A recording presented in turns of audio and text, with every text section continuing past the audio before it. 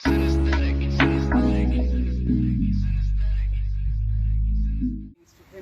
away.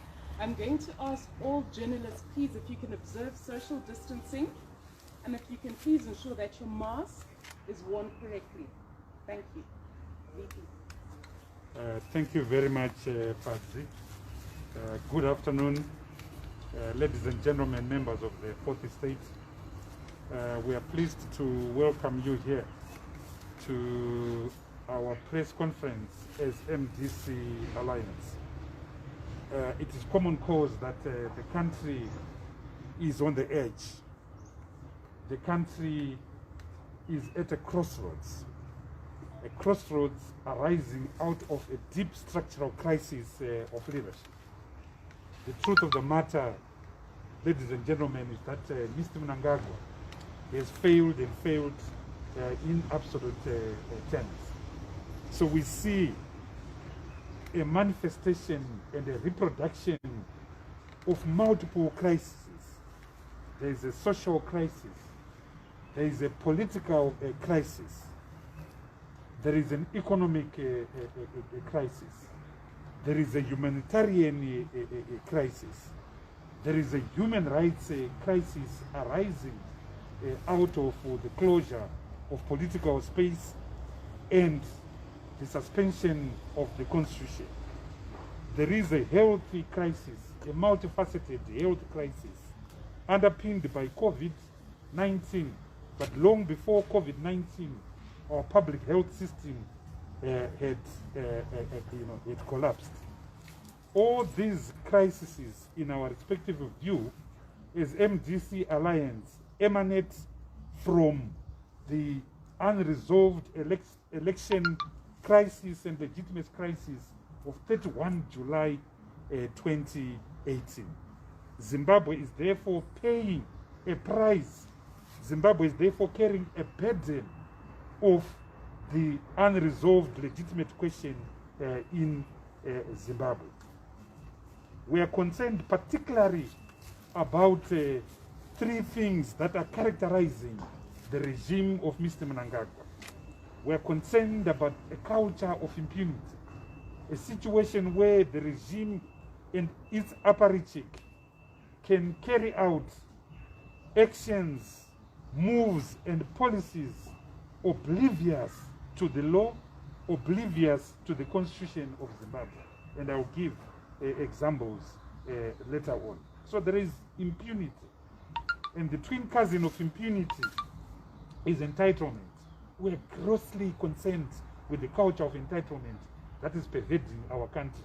And later on, I'll speak about corruption, the huge amounts of corruption that are arresting our country.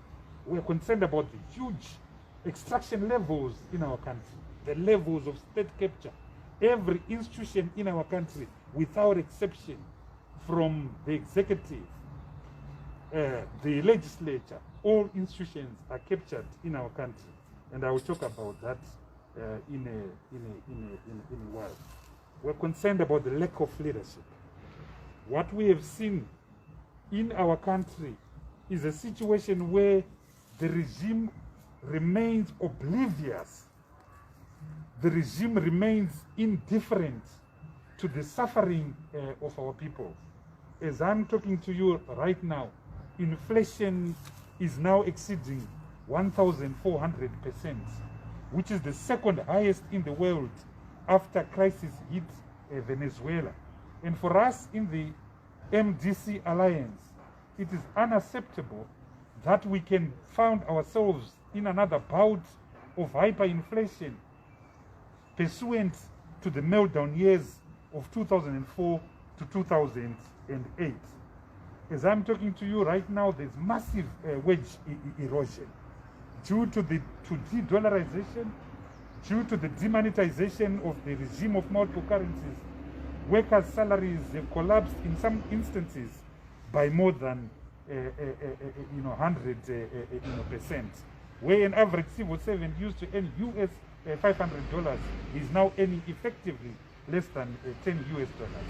There's a crisis with monetary policy and the mismanagement of the local currency. Only yesterday, the official auction rate was 1:77. The black market rate is trading at 1:110. You can't plan, you can't organize your business in a situation of a volatile currency crisis and a distorted exchange rate. We're concerned about the closure of the Zimbabwe Stock Exchange without due process, without any respect to the rights of members of that stock exchange. And it's not just the Zimbabwe Stock Exchange that has been closed.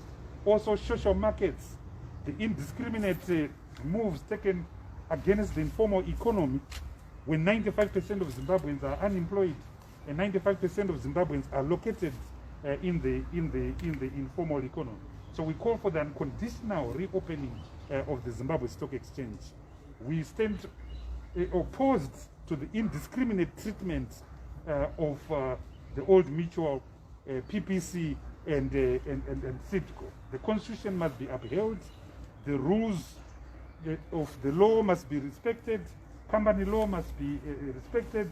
The Securities and Exchange Act must be respected, and therefore the Zimbabwe Stock Exchange must be called, must be reopened, and reopened unconditionally. We're also concerned about the attacks on Econet. Every individual in Zimbabwe has rights, including corporate bodies. There are property rights codified and protected by Section 72 and Section 73 of Zimbabwe. So you don't wake up and close and withdraw licenses. That is unconstitutional. We're also concerned with the disrespect of the right to dignity and the right to privacy codified in our constitution. We object very strongly the attempt by the state to extract data and privacy data from Econet. We find that unacceptable. I want to move to the social crisis. We are deeply concerned with the crisis in our health sector, a situation where frontline workers, in particular nurses and doctors and other staff, have essentially withdrawn their labor given the abuse arising out of failure to pay adequate wages to doctors. We call upon the authorities to urgently address this very simple issue. Pay doctors, pay nurses in an adequate salary expressed in multiple currency. There must also be provision of personal protective equipment, which is missing at the present moment in these hospitals. Not just that, it's also the absence of drugs in these hospital institutions. I will address COVID separately. We're also concerned with the humanitarian crisis in our country, where 7 million Zimbabweans are food fragile and where 7 million Zimbabweans need assistance.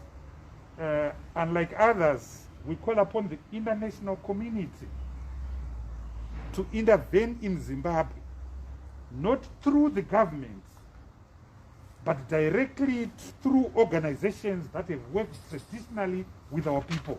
The government must be avoided and obviated so that support goes to our people. And we've got so many organizations that have worked with our people over the years, including the World Food Program, including the Red Crosses of this world, and various NGOs that have worked with our people. It's important to preserve life. It's important to protect livelihoods.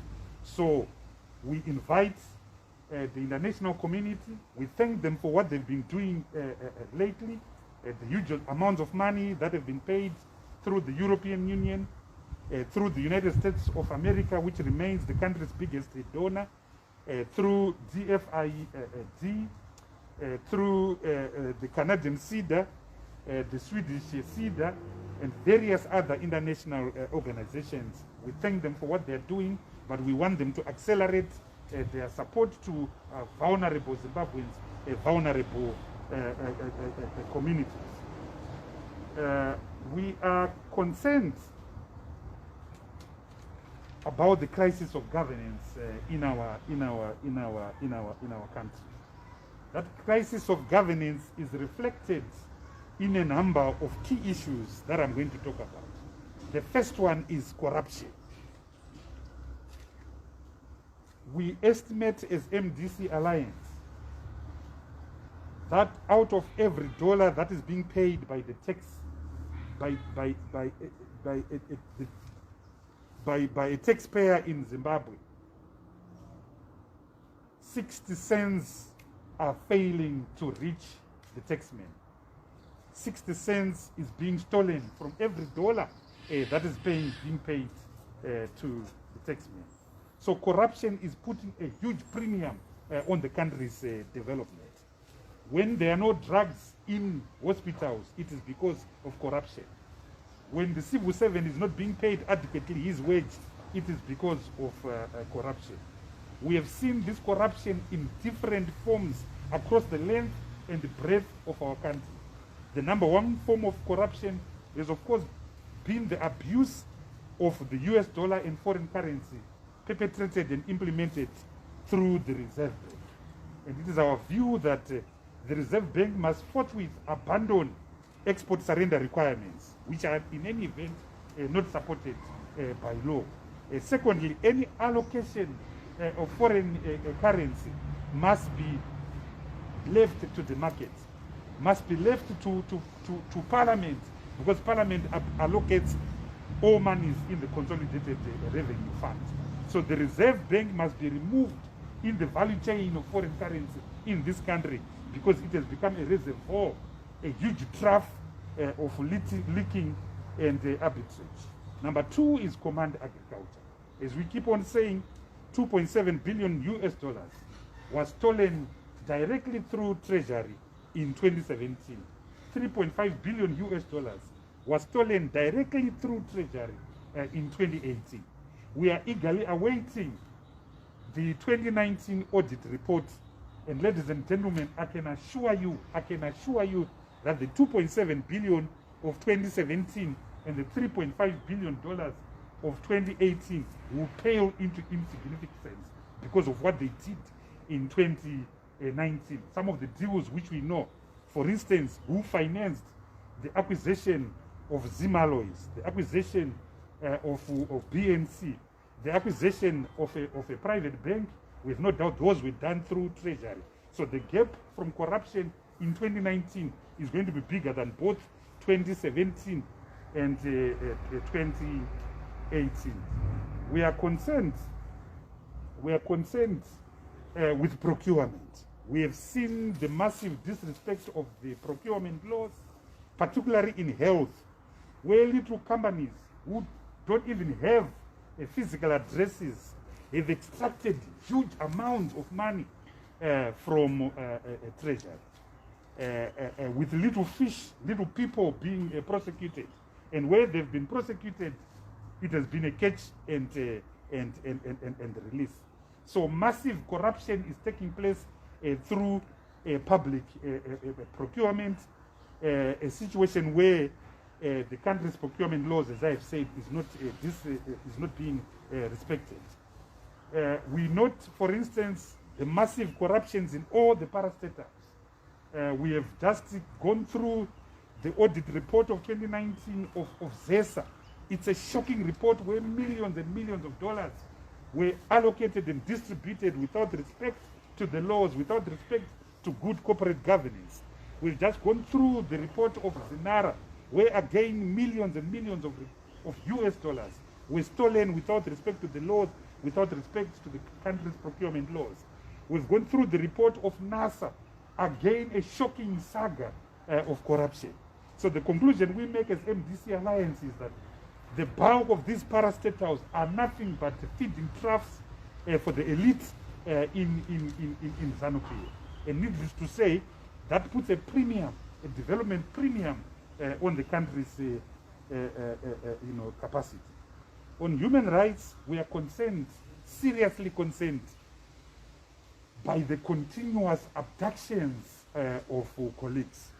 As we are sitting here this afternoon, we are receiving reports of massive abductions that are taking place throughout the country. There is a colleague who has been abducted, or colleagues that have been abducted in Tirez.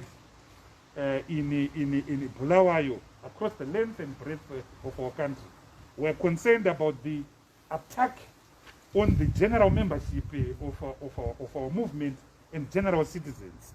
We are concerned in particular at the concerted effort to liquidate the MDC alliance.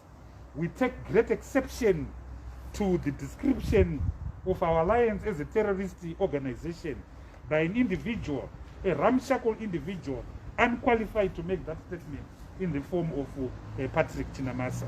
We are a legitimate constitutional organization that many years ago in 1999 took the bold decision to achieve democratic change in Zimbabwe through peaceful, democratic, constitutional means.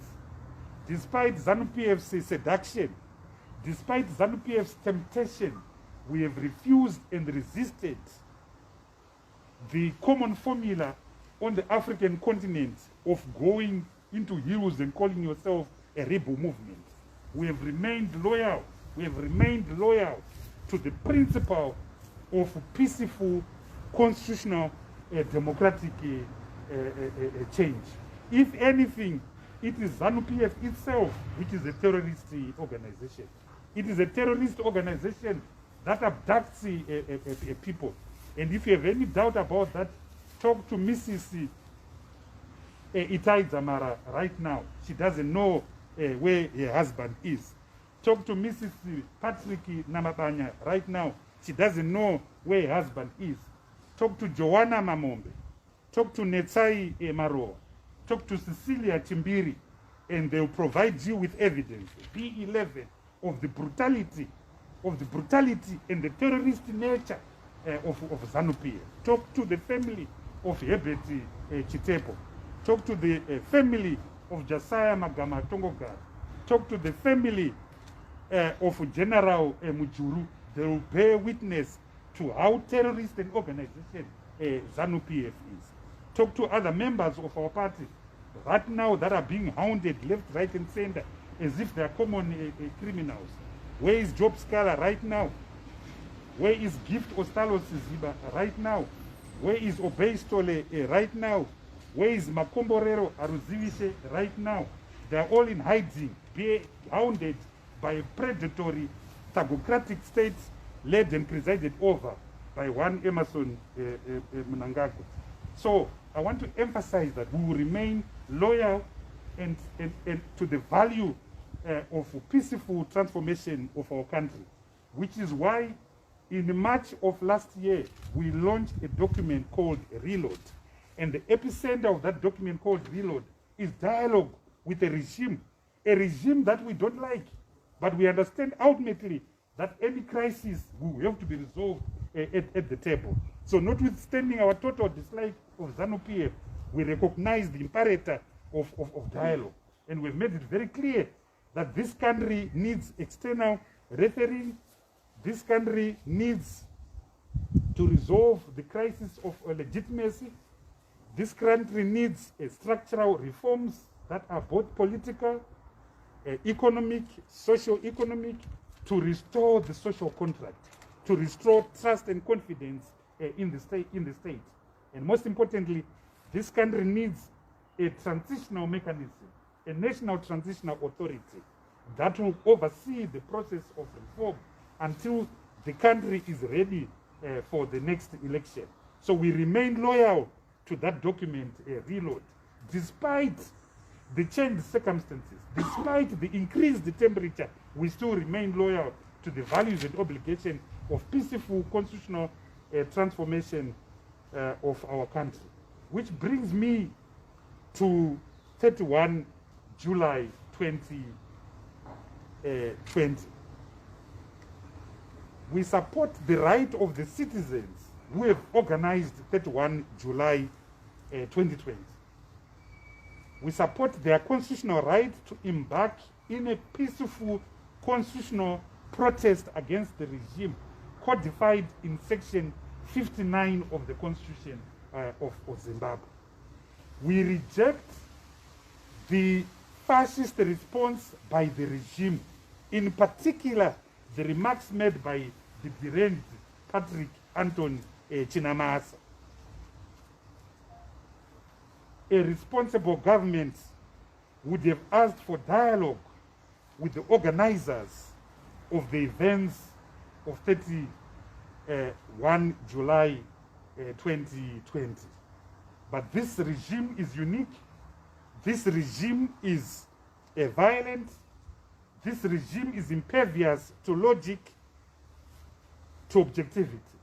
And we've seen a serious clampdown on citizens. We object to the arrest of Wepo Chingona. We object to the weaponization and instrumentalization of the profession of journalism. Journalism are a medium of transmission of a message. So you deal with the message, you don't deal with the conveyor, you don't deal with the vector, you don't deal with the agent who is making that communication. So we demand the immediate release of Wepo Chingona. We demand the immediate release of Jacob Ngarivumu. Jacob Ngarivumu is again a conveyor of the suffering masses out there. He has not committed any crime. He has not thrown a stone at anyone. And anyone who has watched these videos, it's clear that he is calling for a peaceful program on the 31st of July 2020. So we object to ZANU's attempt to convert the 31st of July 2020 into another 1st of August 2018. We object ZANU's attempt to convert 31 July 2020 into another 1st of August 2018. We don't want bloodshed. We don't want bloodshed. We want the Constitution to be upheld. We want the Constitution to be respected. I now want to finish on COVID. As a movement,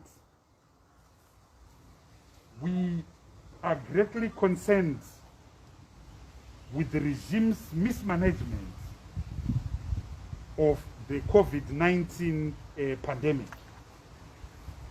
And I will highlight its omissions. The first omission has been the regime's failure to conduct adequate testing for our people. Rapid tests, RCPs, don't work, and in many countries, they're actually used for mere research, those 5 minutes tests. This government has failed to effect a rollout of proper diagnostic tests. Number two, the regime has failed to isolate, to track, and to quarantine victims of COVID-19.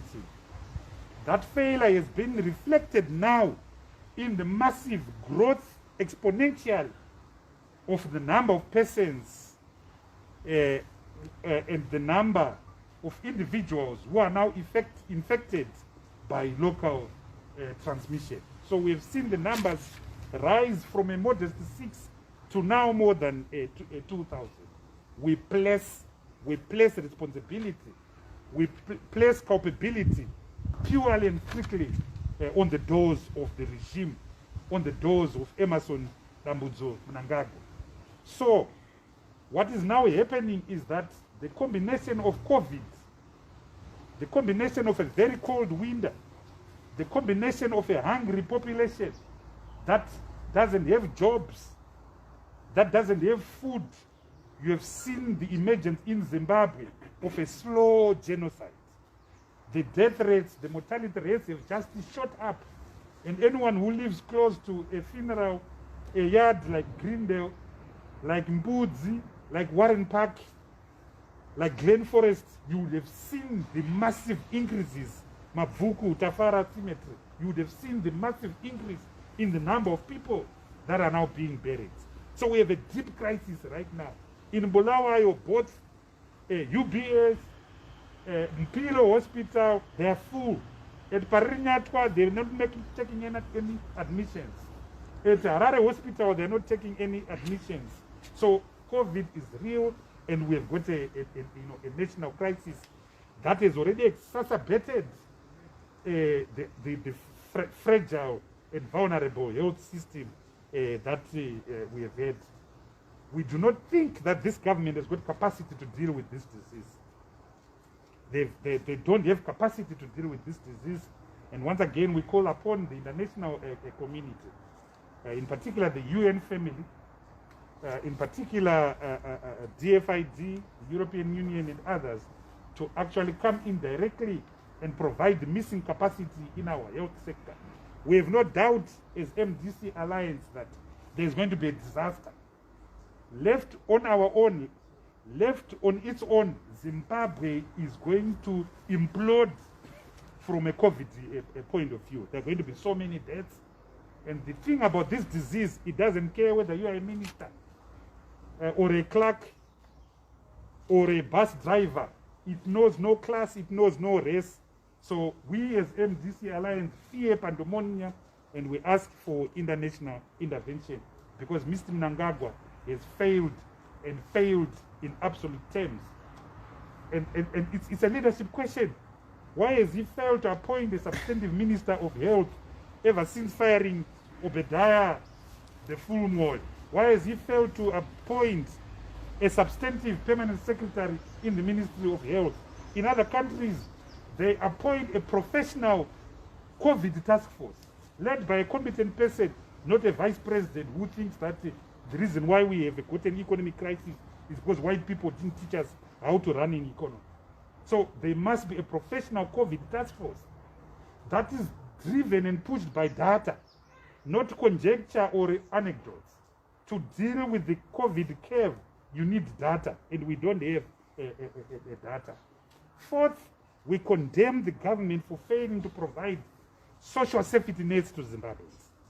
Every other country, South Africa has done very well in terms of provision of grants to its people. We don't necessarily agree with them in borrowing, but at least they've done and shown leadership in providing social grants to their people. In Zimbabwe, there are no social safety nets. And we asked this regime, they read out an $18 billion package to give social safety nets of at least US $50 per household per week until the COVID pandemic is over. We also asked that they should release a package, a business package to SMEs and business, because it's not just enough to flatten the health curve. The economic curve must also be flattened. But ladies and gentlemen, as you can see, the biggest challenge we face in Zimbabwe is not COVID, the disease, is not the economic crisis, it's actually the political pandemic. It's actually COVID, the politics. And that is the graph that needs to be flattened. That is the curve that needs to be flattened. And as the biggest political party in our country, we've got big responsibility on our shoulders. And the big responsibility on our shoulders is that we are calling for soberness. And we are ready and willing to provide the leadership, the necessary leadership that our country deserves and deserves desperately. We're calling for the immediate cessation by this state of all hostilities against the individual. The abuse of human rights in every quarter of our lives. I mentioned the abuse to property rights, the abuse to human rights, the right to privacy, the right to dignity. We are calling for the restoration of the Constitution as a matter of urgency. COVID has allowed this regime through the back door to impose a de facto state of emergency. So everyone's rights have been transcended and abused and suspended.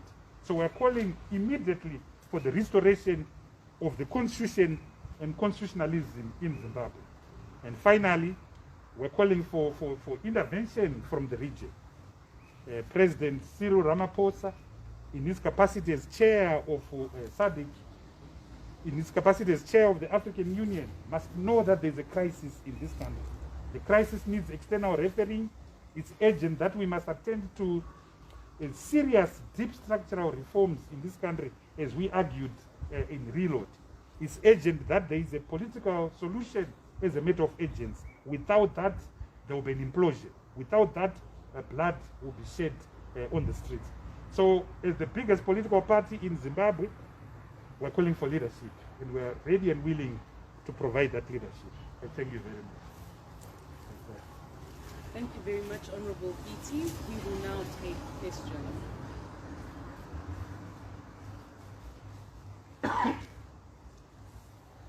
Yes? I'm just going to ask you to raise your voice. Robert from Slimity. Honorable Biti, Madame Coupe says you are infringing the party's rights by using the name MDC Alliance. What's your response to that? You know, I will not be drawn to answer to things that are clearly fictitious. On the 31st of July 2018, there was a political party called the MDC Alliance, led by Advocate Nelson Chamisa, that participated in that election. On that same day, there was another political party called the MDCT, led by Thokozani Coupe. She absolutely knows nothing about intellectual property, and I suggest that she keeps her mouth shut. Thank you. Yes? Maybe some second. Yeah.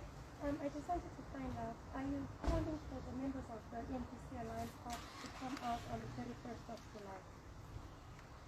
As I said, I've been very clear. We support the right of citizens, Zimbabweans, to organize peacefully and constitutionally and democratically is allowed by Section 59 of the Constitution. So we support what will happen on the 30th of July 31st of July 2020. Thank you. Are there any other questions? No further questions from members of the media? Yes, Ruby, you've got a follow-up? Just a follow-up. Yes. Do you think people will actually come out saying that most of the members of the leadership of the MPC are on the wanted list that was recently released by the ZRP? Look, the MDC Alliance did not organize this event, but we are support the rights of the compatriots who have organized it. Are there any other questions from any other members? Very rare that journalists are tongue-tied. Oh, our face is scaring you today. Okay, so thank you very much. Thank you very much for participating in this press up. All right, thanks. And stay safe. Okay, Joe, stay safe, yeah. Okay, excellent. That's very, very.